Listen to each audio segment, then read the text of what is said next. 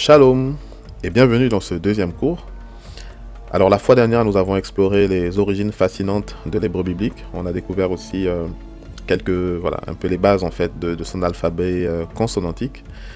Aujourd'hui, nous allons plonger dans le détail de chaque lettre. On va aller vraiment pas à pas. L'objectif de cette vidéo, c'est qu'à la fin, vous puissiez reconnaître les lettres de l'alphabet, que vous puissiez comprendre leur son et vous familiariser aussi avec quelques concepts vraiment qui sont propres à cette langue. Comme je l'ai dit la dernière fois, je tiens à le redire ici, si vous êtes débutant, ce cours est fait pour vous. Pas besoin d'avoir des prérequis techniques énormes derrière. Le but vraiment de ce cours et des prochains cours, c'est d'être le plus pédagogique possible, le plus progressif possible et le plus accessible possible. Donc, il suffit juste de suivre, d'être curieux et de pouvoir suivre pas à pas. Avant de commencer, je tiens à dire aussi que si vous n'êtes pas encore abonné à cette chaîne, n'hésitez pas à le faire dès maintenant pour suivre en fait la suite des cours, ne rien manquer. Et aussi, c'est une certaine façon de m'encourager à toujours vous partager toutes ces connaissances et donc voilà. Alors voici ce que je vous propose aujourd'hui. En premier, on verra l'alphabet hébreu pas à pas. On va vraiment explorer chaque lettre. Je vous dirai comment on prononce les différentes lettres. On parlera aussi en fait de ce qu'on appelle des sophites. Donc les sophites sont des lettres finales. On aura l'occasion de le voir plus tard, mais en gros, voilà, on verra en tout cas les lettres finales qu'on appelle aussi des sophites. On verra aussi le rôle des dagesh, donc les lettres qui auront des dagesh, les lettres avec les dagesh. Ne vous inquiétez pas, ça va être beaucoup plus clair après. On verra aussi la distinction entre le shin et le sin. On verra que dans l'alphabet hébreu, il y a quelques lettres qui se ressemblent, quelques lettres qui ont des similarités au niveau de la mise en forme. Quand on est débutant, ça peut ne pas être facile à reconnaître en fait, à faire la différence. Donc on verra ça beaucoup plus en détail et on terminera aussi par un avant-goût des voyelles. Donc bien que ce cours ne soit pas consacré aux voyelles, donc aujourd'hui vraiment on va se focaliser uniquement sur l'alphabet hébraïque et puis dans le prochain cours on verra les voyelles. Mais là en fait à la fin du cours on verra un petit aperçu de ce qui en est des voyelles. Alors, allons dans le vif du sujet. Donc là devant vous vous avez l'alphabet hébreu.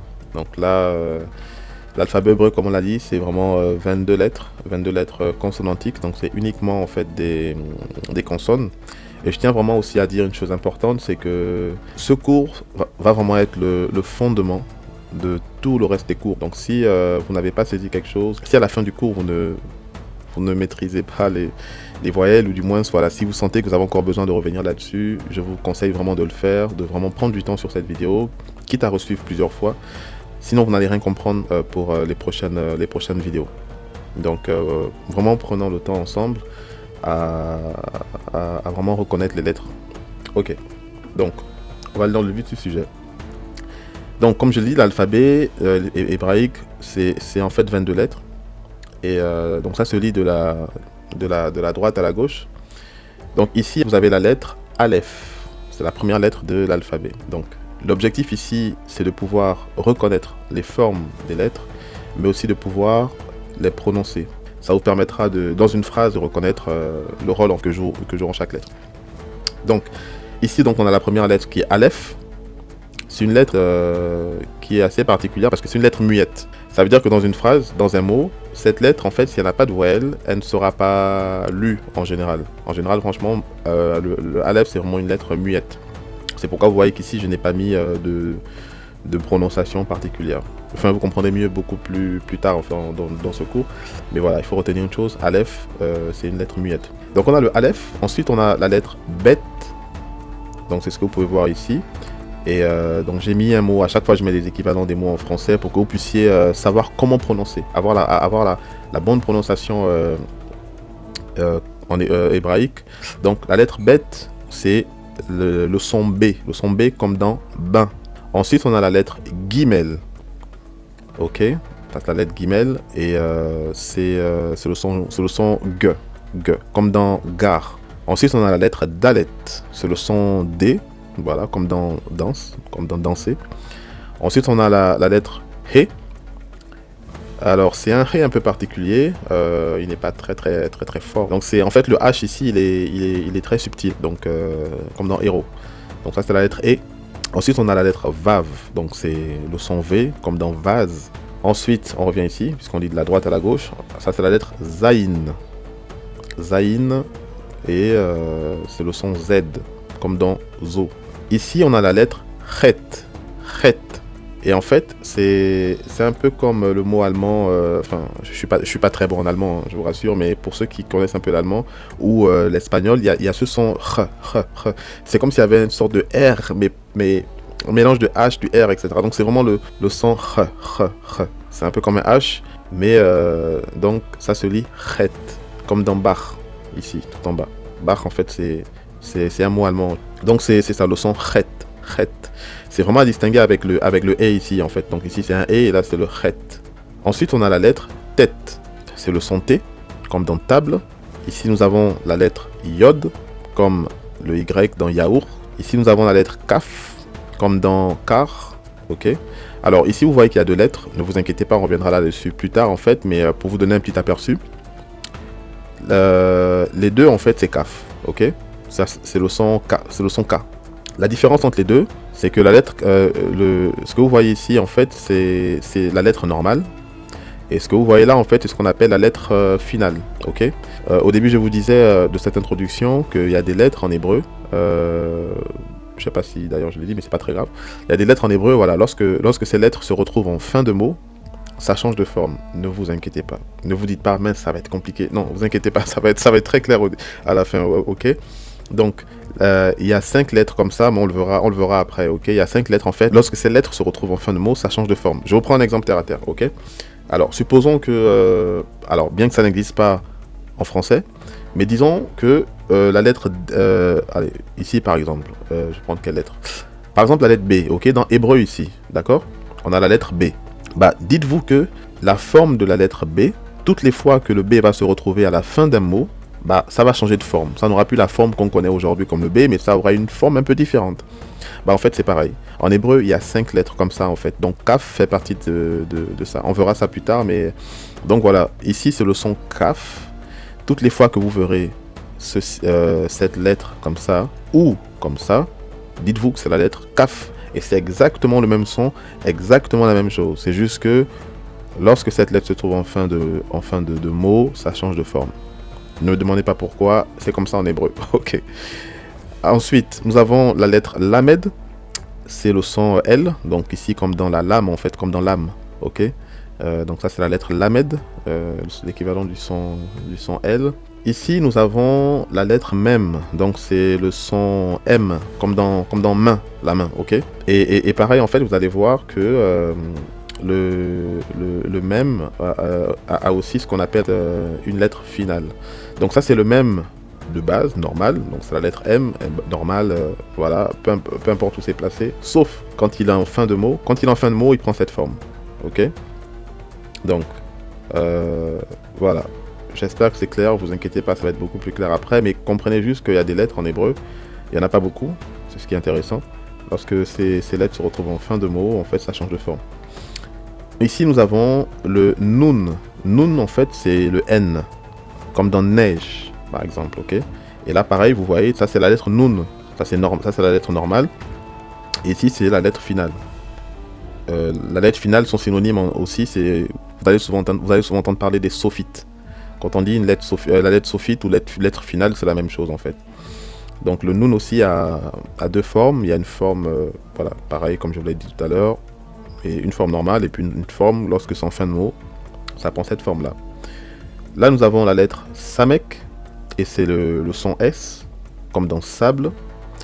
Ici, nous avons la lettre Aïn, et c'est une lettre aussi un peu particulière, un peu comme la lettre Aleph ici, parce que c'est une lettre vraiment dans un mot. Si on ne met pas de voyelle, cette lettre, en fait, elle n'a pas de son. C'est une sorte de lettre silencieuse, en fait, comme le Aleph. Ok.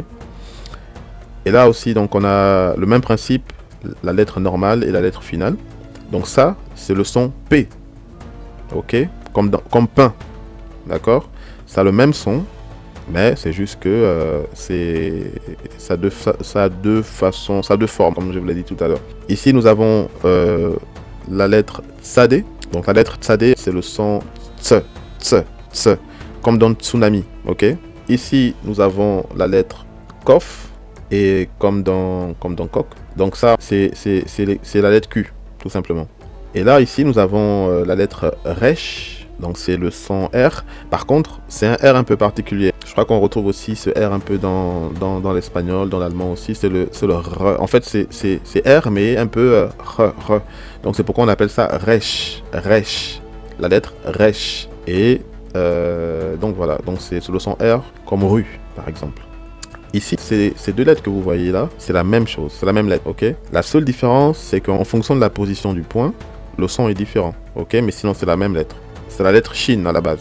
Sauf que lorsque le point est placé à gauche, c'est le son, ça fait le son S, d'accord? Et donc ça devient la lettre sin. Donc c'est le son S comme dans sapin. Et ici, lorsque la position du point est à droite, ça fait le son ch, comme dans chat, le chat par exemple. Donc et ça devient la lettre shin, ok? Je réitère, lorsque dans la lettre shin le point est placé à gauche, ça fait le son S comme dans sapin, et lorsque le point est placé à droite, ça fait le son ch comme shin. Et ensuite la dernière lettre de l'alphabet hébraïque, c'est la lettre tav, tav, ok? Tav. Donc c'est le son T comme table, ok, un peu comme tête ici, d'accord? Ok, donc voilà, je vous conseille vraiment de prendre le temps.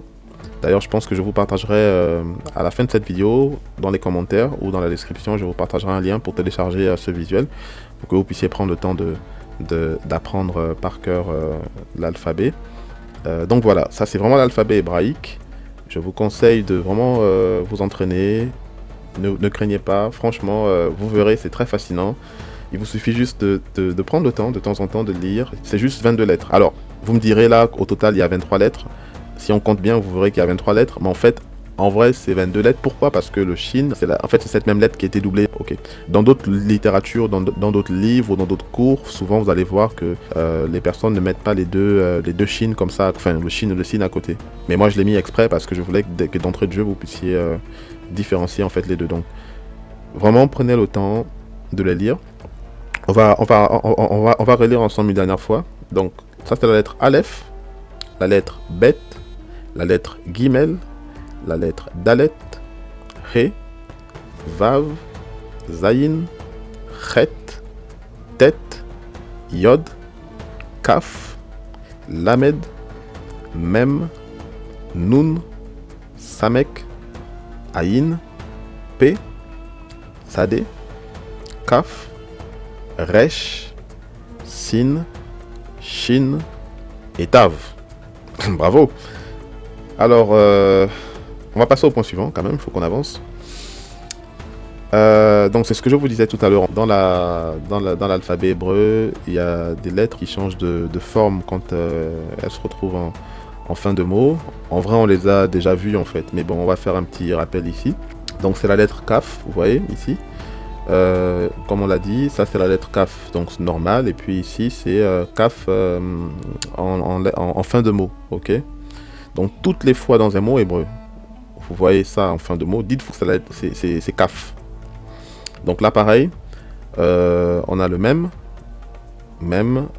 ici, d'accord? Même normal, même sophite. On peut dire même sophite ou on peut dire même final. Pareil, nun normal et nun sophite. P normal et P sophite. Tsadé normal et tsadé sophite. Je vais vous donner un exemple concret, d'accord? Comme ça va être beaucoup plus clair. Ici par exemple, vous avez le mot mayim. Mayim en hébreu en fait c'est l'eau, d'accord? D'ailleurs, petite parenthèse, c'est juste une petite parenthèse, mais c'est pas le but de ce cours, ok? Il y aura d'autres cours où on parlera un peu du contexte culturel et tout dans la Bible. Mais par exemple, en hébreu, est-ce que vous savez comment, enfin je suppose que non, comment on dit le ciel en hébreu? Par exemple, au début de la Genèse, quand on dit au commencement Dieu créa les cieux et la terre, les cieux en fait en hébreu c'est Shamaim. Shamaïm, en fait, quand on décompose en fait ce mot, c'est marrant parce qu'on retrouve Maïm dans le mot ciel en fait en hébreu. En hébreu, donc comme je le dis, en fait, le ciel c'est Shamaïm et on retrouve Maïm. Alors certains théologiens ou même d'ailleurs linguistes qui arrivent à dire en fait que dans le mot Shamaïm, donc le mot ciel, les cieux, il y a Maïm donc qui est l'eau. Et en fait, la première racine, certains disent que voilà, ça fait allusion au feu, en fait. Comme pour dire que c'est comme s'il y a cette idée-là un peu dans le judaïsme et dans les anciennes sources du judaïsme. La notion de l'eau et du feu dans le mot ciel en hébreu. Mais bon, voilà, je referme la parenthèse, j'en dis pas plus. On aura l'occasion de revenir comme ça sur des petits insights comme ça. Mais bon, voilà, bref, on revient à notre mot. Donc ici, en fait, on a le mot maïm. Donc là, comme vous pouvez le constater, donc on a le même, ok, on a la lettre M ici. Ici, on a la lettre Y, Yod. Et là encore, on a le même, on a même, ok. Donc là, vous voyez qu'en fait, on a M et M, mais sauf que même quand il est à la fin ici, la fin du mot, ça change de forme, d'accord. On aura l'occasion de voir les voyelles après, vous verrez que c'est beaucoup plus simple. Mais même déjà là, avec le peu qu'on vient de voir, vous êtes en mesure de lire ça en fait. Parce que là, on a M, on a Y et on a M. Alors c'est vrai que là c'est que des consonnes, mais après dans les voyelles vous verrez plus tard que un bâton comme ça c'est le son A. Lorsque la voyelle est placée en dessous d'une lettre, en fait il suffit de conjuguer la lettre avec la voyelle. Là par exemple c'est le son A et en haut on a la consonne M, donc ça fait ma. Ici on a la lettre Yod et en bas le petit point qu'en fait quand il est en bas comme ça, ça fait le son I, ok. Et puis là on a la consonne M, donc ça fait maïm, d'accord. Donc le but de cette leçon c'est pas les voyelles, mais le but c'est juste pour vous dire que y a des lettres en fait en hébreu en fin de mot, ça change de forme, d'accord. On va essayer d'avancer.